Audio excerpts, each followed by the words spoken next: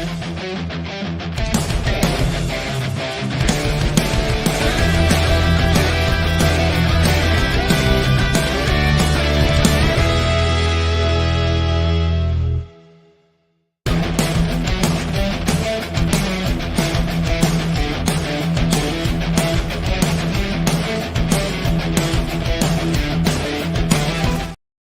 there, this is Tata, and welcome to a Wrestling Time post show. It is Monday, August 19, 2024, and tonight I'll be talking about Monday Night Raw. Alright, so we are on the road to Bash in Berlin. Next week is already going to be the go home show. Crazy how time is flying. But let's kick things off talking about the CM Punk promo. So, you guys remember last week, CM Punk said he had an idea that would make everyone happy. And so tonight on Raw, he came out. He congratulated the Florida Panthers for winning the Stanley Cup. And he was talking about this hot streak that WWE's been on as of late. Ever since Triple H took over creative, they've been selling out arenas. He called himself the Taylor Swift of men. Okay. But long story short, the whole point of this is he officially challenged Drew McIntyre to a strap match at Bash in Berlin. Last week, CM Punk whipped Drew McIntyre with that strap, basically humiliating him. Now, one of the things I do like about this is that Drew McIntyre basically calls out CM Punk and says that he's going to be out. He's a liar because, Punk wanted Drew McIntyre to give up the bracelet in exchange for the strap. And of course, Drew McIntyre accepts this. He thinks Punk is crazy and says if Punk is drinking because, Punk is the one that made this challenge. He goes on to say that April and Larry are safe with him at home. So I really like this segment. I thought this was a great segment. I'm really excited for that strap match, and I cannot wait.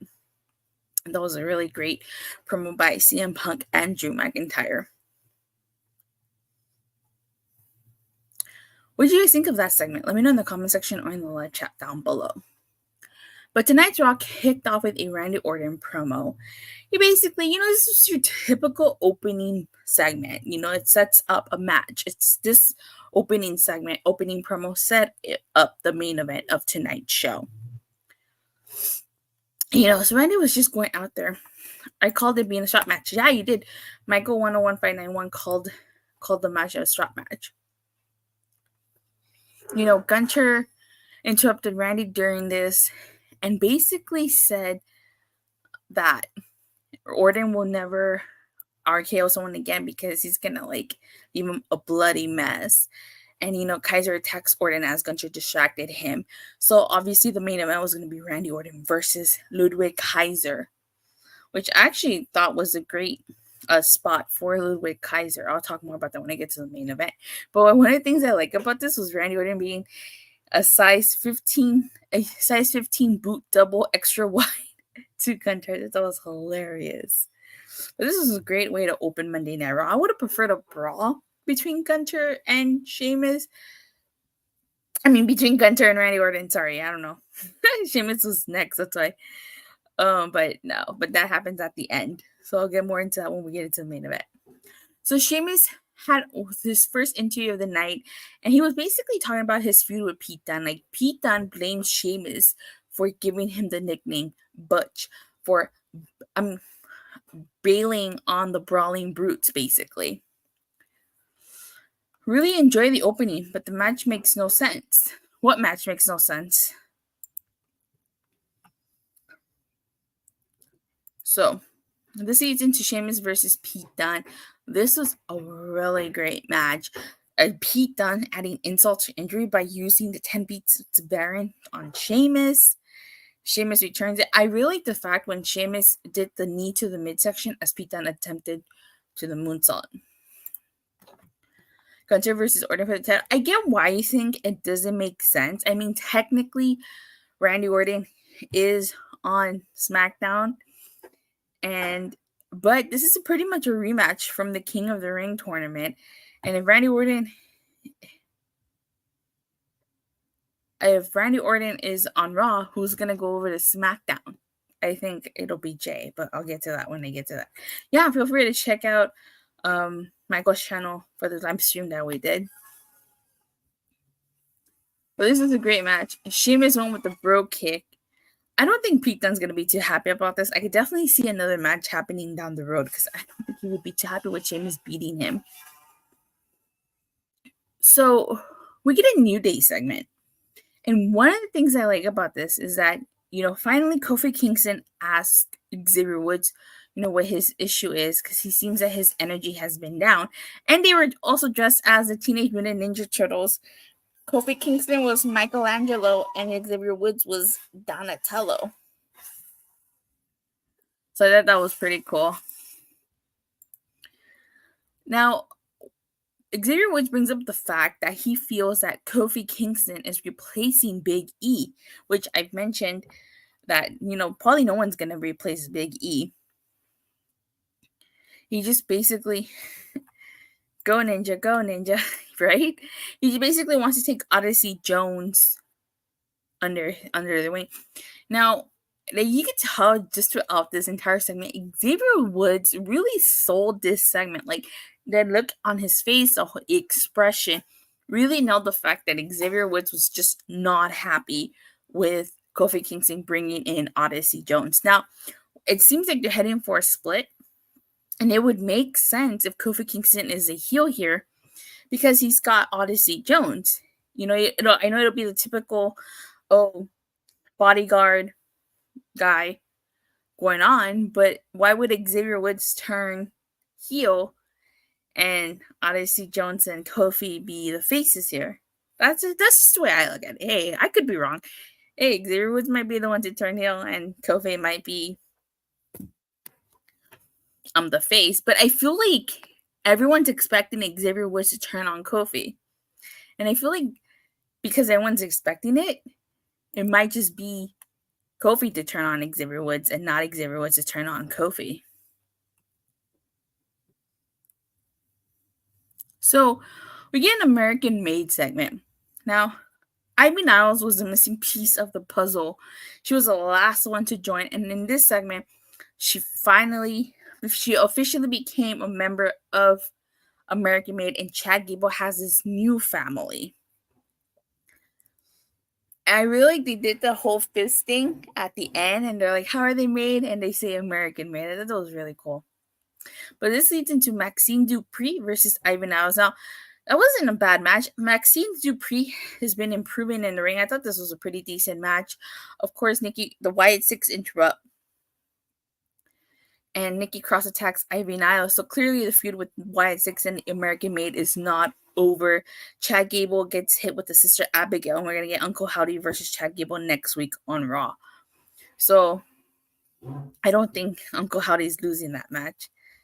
They think they're the Shield with that fist bump. Oh, yeah, the Shield. Definitely. What do you guys think of American Made and Chad Gable's new faction? I think it has potential. I definitely do. I could definitely see the Creed brothers eventually winning the tag titles off of possibly... Well, no, Judgment Day are heels, so you would need a face tag team. But I could definitely see the Creed brothers becoming tag team champions. Ivy Niles becoming a women's champion. They have to become champions. It's the whole point of this group. Would have just been completely pointless. All right. So Terror Twins, that seems to be the name that Rhea Ripley and Damian Priest are going by here. But they're basically just talking about Liv and Dom and Bash in Berlin, in their mixed tag team match here. And Rhea Ripley calls Liv Morgan a discount Rhea Ripley. I was like, dang. So we get a Judgment Day promo. Actually, after that, that's when we have to CM Punk promo. But I talked about that at the beginning. And the whole point of this Judgment Day promo was Liv and Dom talking about how Rhea and Priest don't stand a chance against them. And basically Dominic issues a challenge to Priest tonight on Raw, which I'll get to right now. So we get the Final Testament versus the New Day and Odyssey Jones. And, again, the New Day come out dressed as Donatello and Michelangelo. Now, interesting thing, there's this one spot where Kofi Kingston's going to make a tag. and he tags in Odyssey Jones. And again, Xavier Woods does a really great job at selling his, I guess you could say, displeasure with Kofi Kingston tagging in on Odyssey Jones and not him. Like, he sold that with his facial expressions, and I thought he did a really good job. You could tell he was just not happy with Kofi Kingston tagging Odyssey Jones in, and he hasn't been happy with Kofi Kingston. Kofi Kingston interrupted him. Like, Kofi Kingston basically made a match for them. So I do think, I'm assuming this is where we're going to lead to a split between the New Day. And like I said, I think a lot of people are expecting Xavier Woods to turn on Kofi. But if that were the case, I don't see why Odyssey Jones and Kofi would be the faces here. I think it would work better if Kofi and Odyssey Jones are the heels and Xavier the face. Because, I mean, but then again, if Xavier Woods joins Final Testament, he would be a heel. So we have to wait and see. But what do you guys think is going to happen? Do you guys think Xavier Woods is going to turn on Kofi, or is Kofi going to turn on Xavier? Xavier's turning. Yeah, everybody thinks Xavier's turning, but who knows? I mean, it might be Kofi Kingston. Because my thing is, if you turn Xavier Woods heel, is he credible enough to be a heel? And with Odyssey Jones backing up Kofi Kingston,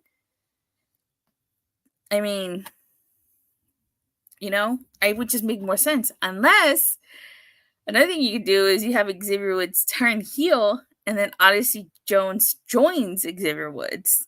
But, who knows? We'll have to wait and see. But it seems like the consensus is Xavier Woods is turning on Kofi Kingston. But you never know. We get another Terror Twin segment. This is Rhea Ripley and Damian Priest. And they basically say that Judgment Day is setting a trap for them, which, you know, ends up being true. Not sure if I could see Kofi as a heel. Okay, I can understand why people, again, I can understand why people think it's Xavier. I just feel like if you paired up Kofi and Odyssey, Odyssey could be the bodyguard. That's just how I see it. But hey, I could be wrong. Maybe I am. Like I said, the consensus seems to be that everybody thinks Xavier is turning on Kofi. And that's what it seems like that storyline is going. So we get the Miz segment. He basically says that Adam Pearce should have Reed. Yeah, Bronson Reed should be suspended. I mean, he's going around tsunamiing people. He's not suspended yet. And depends on now, but he's doing this for R-Truth. So we get a no DQ match. Bronson Reed versus The Miz. You know, I have to say, I do think that eventually we're going to get the split of the Awesome Truth as well. You know, it was great that they paired up, they reunited the Awesome Truth, and Truth had this great WrestleMania moment, but I could definitely see them splitting up Awesome Truth in the near future, especially because Truth was the reason the Awesome Truth lost the tag titles. Truth was putting Awesome Truth constantly in these situations where they were defending the titles. Miz is going to go heel again. Yeah, I could definitely see that. You know, and because of Truth, you know, The Miz got into a match with Bronson Reed last week, and now he got into a match with Bronson Reed again this week. So it was no surprise Bronson Reed won after he hit The Miz with the Death Valley Driver and then a tsunami. So I definitely do think Awesome Truth will split up eventually. And afterwards, Braun Strowman comes out, and he has to start down with Bronson Reed, and that's the match I wouldn't mind seeing. Bronson Reed versus Braun Strowman. I don't think Braun Strowman's going to go down that easily. I wonder how many tsunamis it's going to take to knock down Bronson Reed. Knock down Braun Strowman. So we get another Sheamus interview / segment. And one of the things I like about this is his interaction with Kaiser. Their feud is not over. And Kaiser was like, you know, he's main eventing Raw. He wanted Sheamus to watch that. But Sheamus says he's going to be celebrating watching Kaiser take an RKO. So I really like this, and I cannot wait for another match between Sheamus and Kaiser. We also find out that Braun Breaker, there's going to be a tournament, meat versus meat match. Yeah, it's going to be a tournament to determine Braun Breaker's next challenger.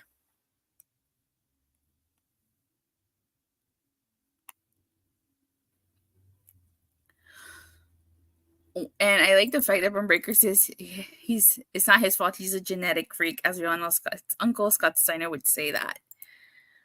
So who do you guys think is going to be in this tournament? I'm really surprised they didn't show us who was going to be in this tournament. So I'm very curious to see. I could definitely see Jey Uso being a part of this tournament. Maybe Ilya Dragunov. Definitely see. I'm trying to think of who else on the Raw roster. So they have to reinforce the ring next week for Reed and Braun Strowman. Definitely they do. We haven't had the ring break in a while. I could definitely see the ring breaking during that match.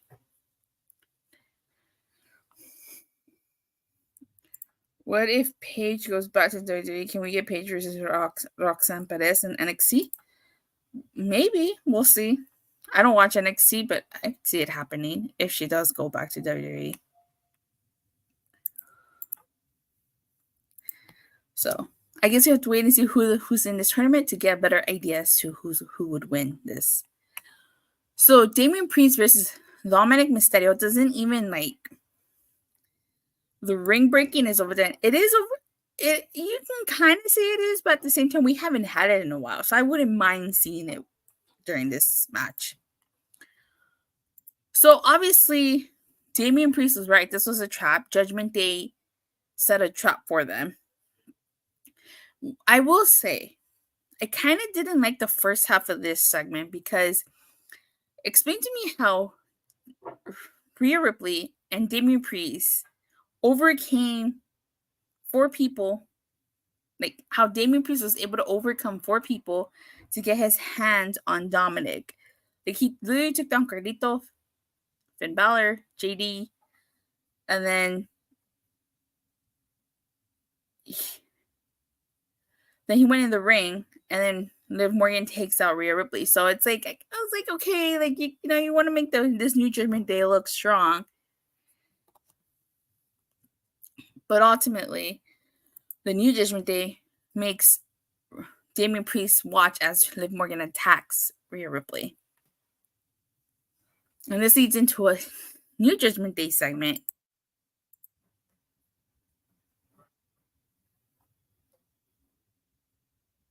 where Liv Morgan says she's going to make Rhea her bitch. And I was just like, oh my God, she went there. We get a tag team title match for the women's tag titles, and it's the Unholy Union versus Purified Fusion Collective versus Damage Control. This was surprisingly a good match. The Unholy Union retained their titles here. I was really surprised. I kind of thought that there was going to be a slight chance that they were going to lose. I wonder if they're going to retain against Jade and Bianca, or that's probably the reason why they retained. So, but a decent match. So Jey Uso gets interviewed, and he basically is talking about Sami Zayn, about how Sami Zayn took time off to clear his head, and so he can come back with the vengeance. And Jey Uso, again, says that he wants to be Bron Breakker challenger. So, even though Jey Uso is main event Jey Uso, he hasn't won. He didn't win Money in the Bank. He hasn't won singles title. I wonder if, before they reunite him with Jimmy, because that's eventually where this is headed, if he'll at least get an opportunity to hold singles gold here. But so, what do you guys think? I mean, he's main event Jey Uso, but he hasn't won a title. He's over with the crowd, don't get me wrong, and the whole yeet and the arm is so great for him, but I just feel like he hasn't won a singles title, even though he said he wanted to. And he's probably going to get sent to Raw because Randy Orton he's probably going to get sent to SmackDown because Randy Orton is on Raw challenging Gunter. So I wonder if after Bash in Berlin, they'll make the switch official.